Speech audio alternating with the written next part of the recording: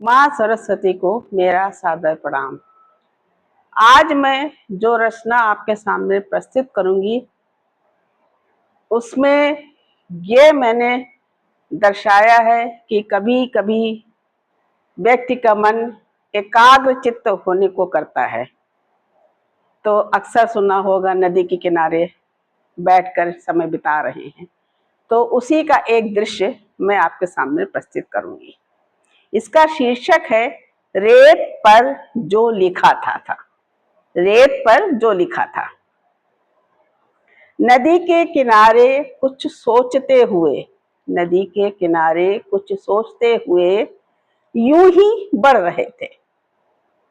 आगे पीछे देखा, लोग दूर नजर आ रहे थे। वृक्ष की एक छांव में हवा के बदलते रुख देख रहे थे। कभी मंद, कभी तीव्र झोंके चल रहे थे।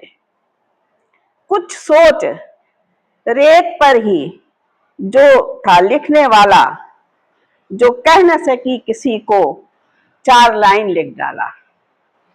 कुछ सोच रेत पर ही जो लिखा था लिखने वाला, जो कह न सकी किसी को, 4 लाइन लिख डाला।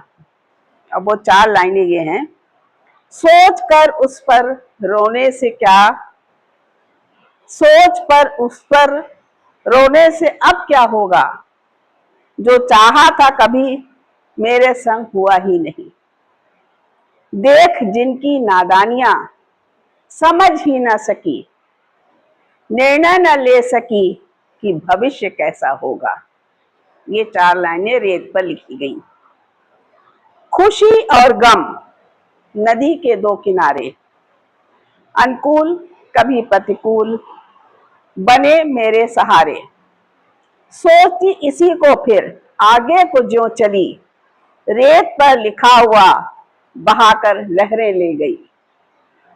रेत पर लिखा हुआ बहाकर लहरें ले गई।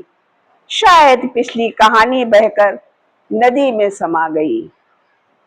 नई राह खुली समझकर वापस को चल पड़ी। रेत पर बने कदमों को पीछे छोड़ती चली।